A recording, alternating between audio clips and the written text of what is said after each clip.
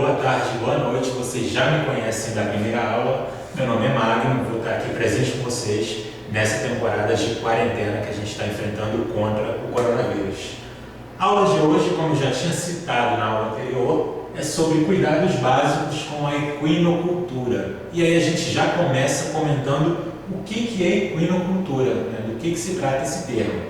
Geralmente, quando a gente usa essa palavra aqui, esse final, cultura, na biologia, a gente está se referindo a uma criação, uma multiplicação de indivíduos de um mesmo grupo. Pode ser indivíduos ali da mesma espécie. Quando eu estou no laboratório, por exemplo, e eu falo que eu tenho uma cultura de bactérias, eu estou criando bactérias, estou multiplicando essas bactérias e fazendo uma criaçãozinha lá na plaquinha de bactéria. No caso de equinocultura, eu estou fazendo então uma criação de cavalo. Então, equinocultura nada mais é do que uma criação de equinos, uma criação de cavalos. E aí, como que aparece a equinocultura no Brasil e no mundo, né? Para que uma pessoa ela cria cavalos? Com quais finalidades? Primeiro, para esses animais participarem de competições esportivas, tá? Então tem muita gente que cria, já prepara esse animal para participar de competições, exposições, leilões, tem muitos eventos, muitas feiras, desfiles, apresentando diferentes raças de cavalos. E uma função também que tem na produção de cavalo, na equinocultura, é a produção de carne. Isso mesmo, produção de carne. Mas alguém consome essa carne? No Brasil, alguém consome carne de cavalo? No Brasil não, mas no exterior muita gente consome e alguns locais aqui, algumas das equinoculturas aqui do Brasil produzem essa carne para exportação. E agora vamos aos cuidados básicos, né, que a gente tem que ter nessa equinocultura. E aí a primeira coisa que a gente tem que ter em mente quando a gente fala de cuidado com os cavalos, com os animais na equinocultura, é em relação ao comportamento do cavalo, né? Se eu quero ter um cuidado com esse animal, eu tenho que saber do comportamento dele para saber se eu vou prejudicar ou não. Cavalos são animais gregários, animais que vivem em grupo, tá? Essa palavra gregário significa animal que vive em grupo e precisam de tempo e espaço, tá? De espaço aberto com um grupo. Então, numa criação, numa equinocultura, geralmente tem aqueles cavalos em compartimentos fechados, naquelas baias, né? Que bem fechadinho, principalmente à noite, né? O cavalo dificilmente é deixado solto ali no pasto, só que é aquilo que eu falei, a natureza dele é um animal para viver em grupo. Tá? Então, esse é o primeiro cuidado que a gente tem que ter quando for trabalhar com a equinocultura. O que eu posso fazer então? Porque eu também não posso deixar esse animal solto o tempo todo.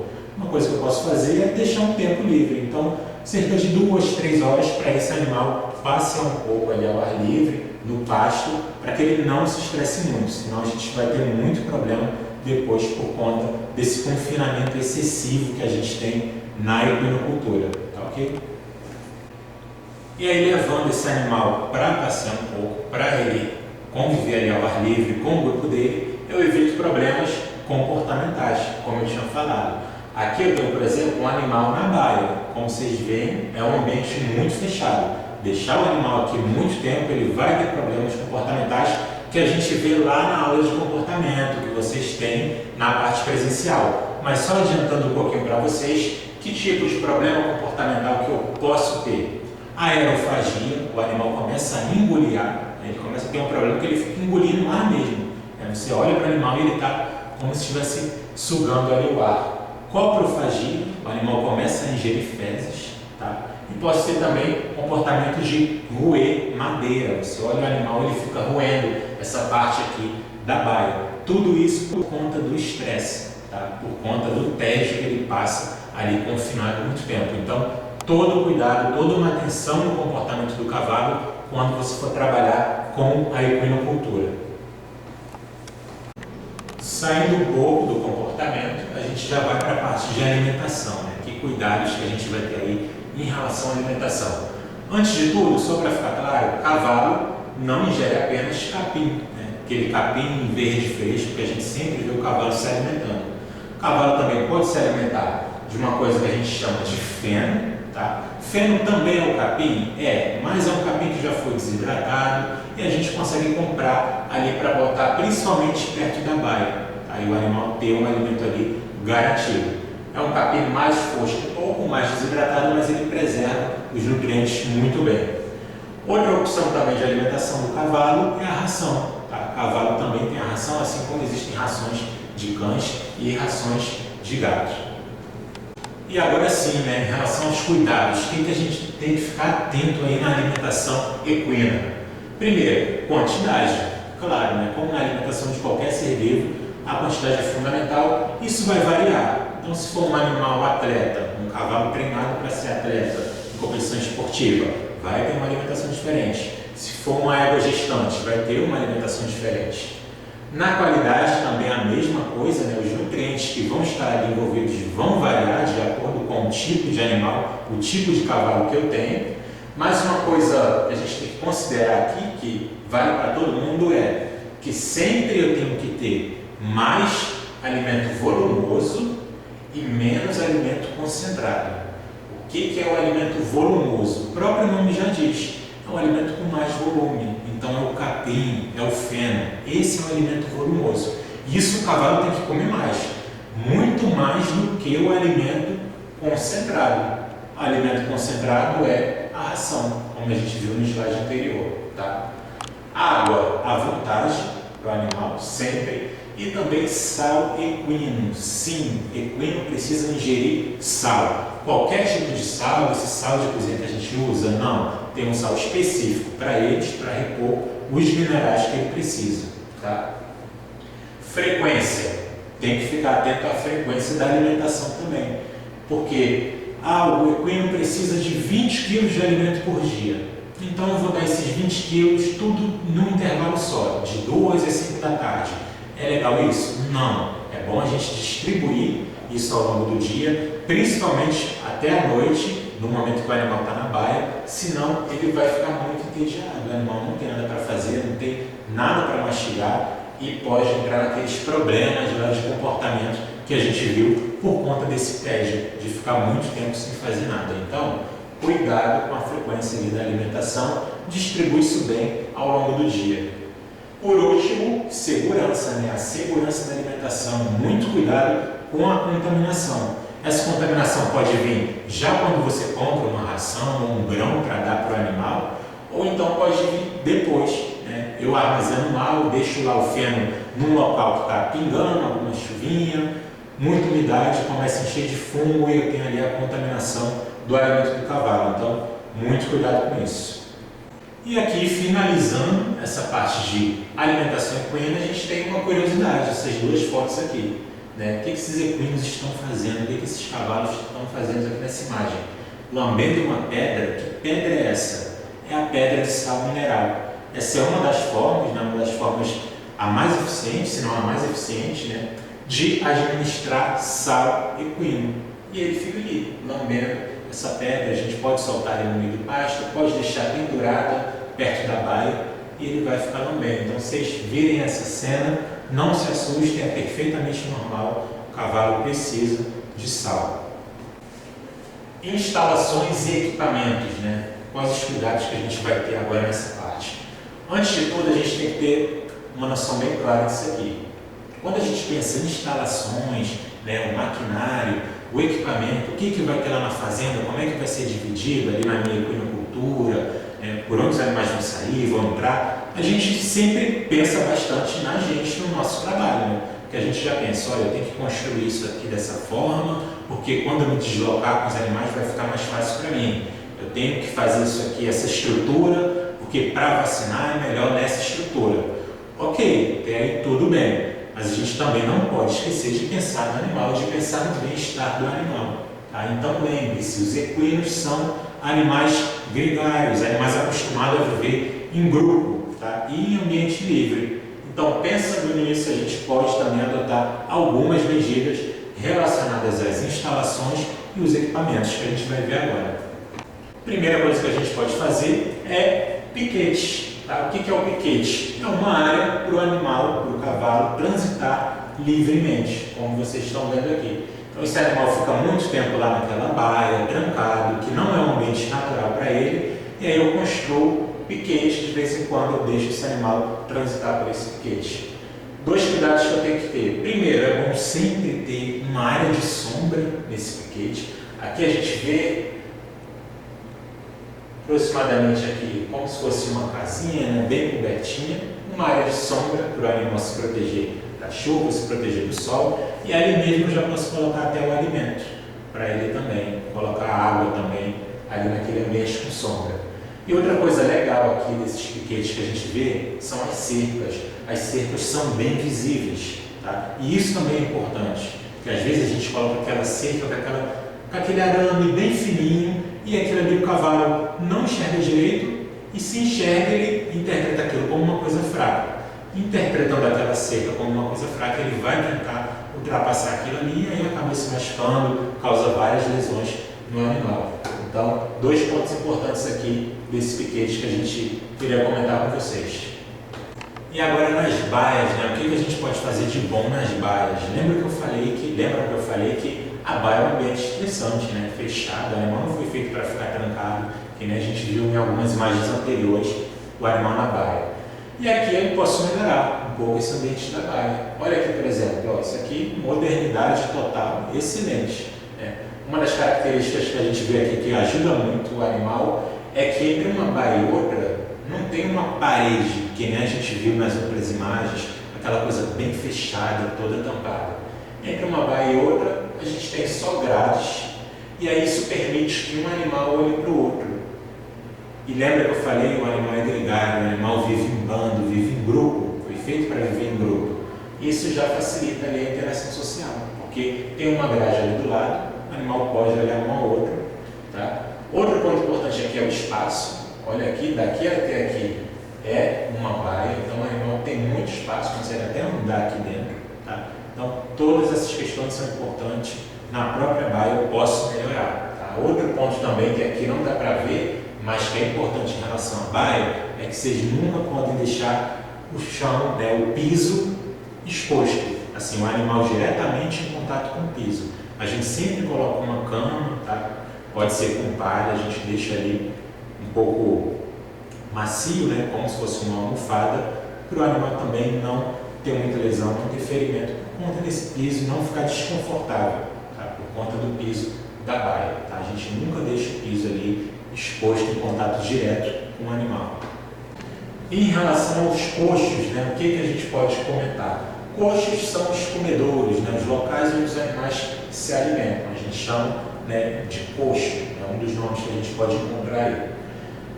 Nessa observação aqui, uma pergunta para vocês. Qual que seria o melhor, na visão de vocês? Esse aqui ou esse aqui? O que está mais diferente, assim, que vocês conseguem ver? Né? Tirando os animais, o jeito que os animais estão dispostos, pensa só no coxo. O que a gente pode ver aqui de diferente? A principal diferença é que um está com uma TVzinha, está coberto.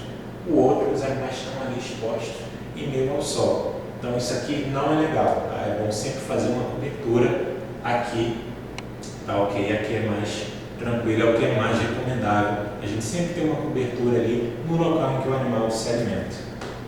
E agora falando um pouco de reprodução, né? Que cuidados que eu vou ter ali na equinocultura quando eu me refiro à reprodução. Afinal, na maioria das vezes na equinocultura, né, eu vou, na maioria não, né? Todas as vezes eu estou criando, eu estou reproduzindo cavalos, né? Produzindo algumas raças, e aí tem todo um cuidado que eu tenho que ter.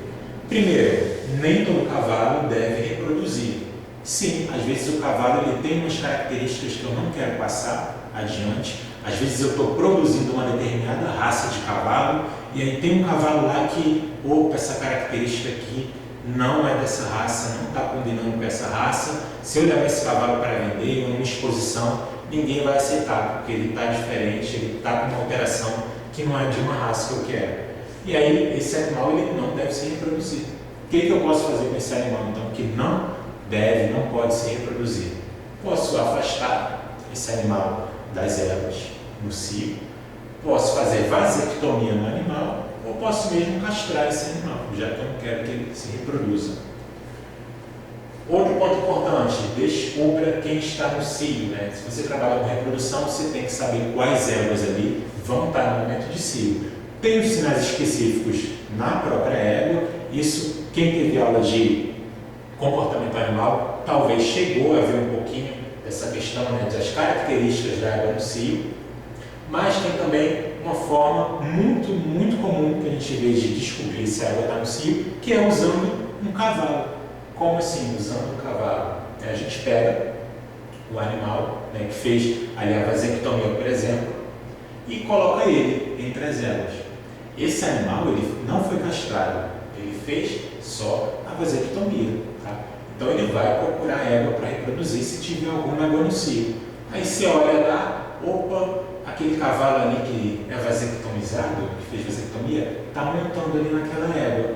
Se a égua está deixando de ser montada, é porque ela está no cio. Então isso é uma das formas da gente identificar qual animal está no cio, e isso é muito importante para quem tem equinocultura. Tá?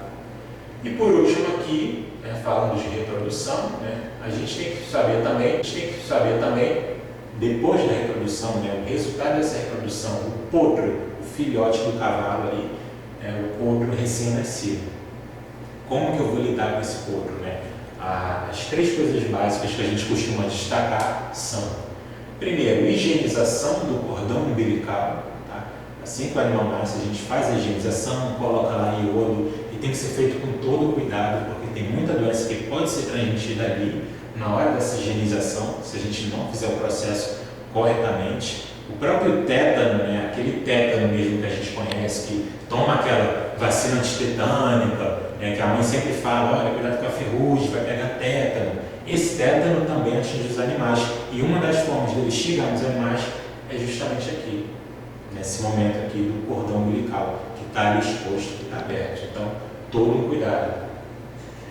Outra observação em relação ao potro: ingestão de colostro. Tem que ficar cuidado com essa ingestão de colostro.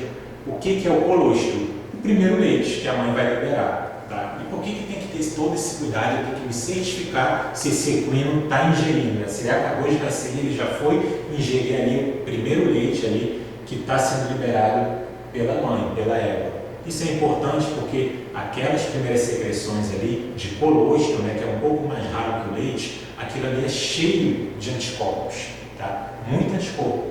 Então é muito importante a gente ficar de olho para o potro, para o filhotinho, e ingerir aquele colostro, porque ele vai dar imunidade. Tá? É essencial a gente observar esse processo. Por último, tenho que ficar de olho também na eliminação do mecônio. O que é isso, o mecônio? São as primeiras fezes do potro. As fezes que são produzidas depois que ele ingere o colostro.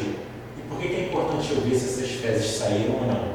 Porque se ficarem retidas, vai gerar uma cólica no animal, e isso não é legal, tá? Vai gerar uma série de problemas. Então já tem que ficar de olho se depois que ele ingeriu aquele colostro, depois do tempo, ele vai eliminar as fezes. E agora falando sobre saúde, vamos comentar um pouquinho sobre os cuidados básicos em relação à saúde, ou também o que a gente chama de manejo sanitário, tá? Às vezes vem com esse nome ali nas apostilas, nos vídeos que vocês forem assistir. Primeira observação: a gente já viu muita coisa sobre isso, sobre saúde, aqui nessa própria aula, nesses slides anteriores. Como assim a gente viu coisas sobre saúde? A gente não estava falando era de comportamento, a gente não estava falando era de alimentação, a gente viu saúde? Sim, se a gente pensar no conceito atual de saúde, Já foi o tempo que saúde era simplesmente não estar doente. Olha, não estou doente, então tenho saúde. Hoje em dia não, saúde é muito mais do que isso. Saúde é bem-estar físico, bem-estar psicológico, envolve uma série de coisas. Então, a gente já viu sim bastante coisa de saúde. Tudo que a gente falou aqui até agora também envolve a saúde do animal, o bem-estar físico. Tá? E aí, separado disso, do que a gente já falou até agora, a gente tem que destacar a importância de avaliações clínicas periódicas. Tá? Por que o veterinário fazia avaliação clínica periodicamente na equinocultura? Não é simplesmente o proprietário observar, opa, teve algum problema, chama o veterinário. Para que marcar essa coisa de visita, de tempos em tempos? Porque com a visita a gente tem a prevenção. Porque o proprietário, muitas vezes, ele só vai reparar alguma coisa errada quando a coisa já está errada, já está bem prejudicada. E aí ele chama o veterinário e a coisa já está ali num ponto crítico. Agora o veterinário não vai visitar não. Ele de repente chega lá na visita, está até tudo bem, todo mundo saudável, mas ele vê algum procedimento ou alguma coisa, né, que está bem implícita ali, mas que ele olha, opa, isso vai dar problema lá na frente. Isso aqui tem que mudar, porque pode dar algum problema no futuro. Por isso é importante a gente sempre fazer a avaliação, né, chamar o médico veterinário na equinocultura, mesmo quando tudo aparentemente está bem, está tudo ok. Tá? Protocolos de vacinação e vermifugação. Isso também é importante.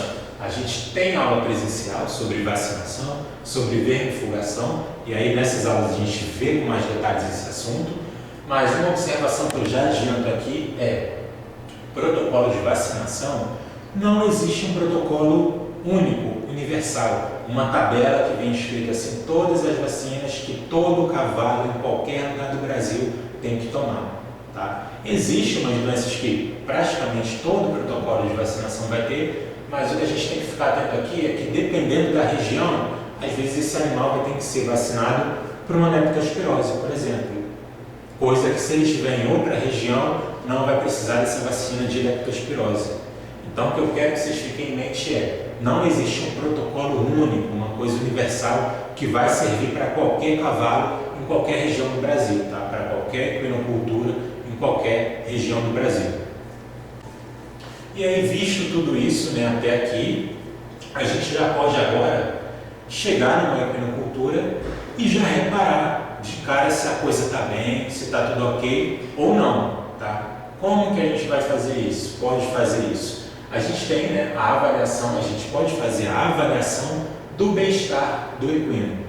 Duas formas de fazer essa avaliação. Primeiro, com indicadores diretos, coisa que eu já olho para o cavalo assim que eu chego na equinocultura, na propriedade, eu já reparo, opa, tem alguma coisa errada. Posso fazer também com indicadores indiretos, que é o que a gente viu até agora, tá? Olhar o ambiente, olhar outra coisa ali. Indicadores diretos, condição corporal, então já chego na propriedade, opa, esses animais aqui estão muito magros, né? O que está acontecendo? Já é um indicador, tá? Alterações físicas na superfície, né? Na superfície do animal. Então, como é que está o pelo desse animal? Como é que está a pele desse animal? Está com lesão?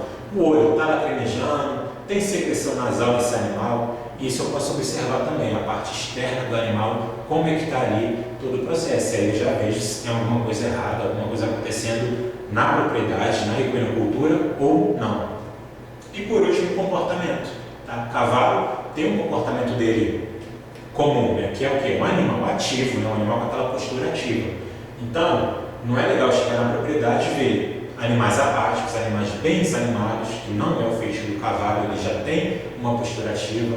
Também não é legal ver um animal agressivo demais, tá? O animal que está brigando com outro, é uma briga entre cavalos o tempo todo. E também não é legal eu observar comportamentos estereotipados, comportamentos repetitivos, porque isso pode indicar também problema de comportamento devido ao estresse. Aquela coisa que eu falei lá atrás, de roer madeira, engolir ar, tem um problema que a gente chama de dança do urso, né? Que o animal fica balançando a cabeça de um lado para o outro, outros animais ficam andando em círculo. Isso tudo é problema no comportamento que indica que provavelmente esse animal está sendo muito estressado, está sendo muito entediante conviver naquela equinocultura, naquela propriedade. E aí o manejo ali tem que mudar, a forma como eu lido com os animais tem que mudar. E como eu já tinha citado, eu posso ver também o bem-estar do animal pelos indicadores indiretos, que é olhar o ambiente e olhar o manejo. O que é o manejo? A forma com que eu lido com os animais ali, né? Como é que é a alimentação, onde que eu levo para se alimentar, né? Como é que os animais ficam separados, como é que é a rotina, quanto tempo eles têm ao ar livre, tudo isso é um manejo. Observando isso também, eu consigo reconhecer o bem-estar do animal. E era isso que eu tinha para falar para vocês. Continuem se cuidando. A gente se vê na próxima aula, onde a gente vai discutir as doenças de origem nutricional. Tá? Boa sorte, até a próxima.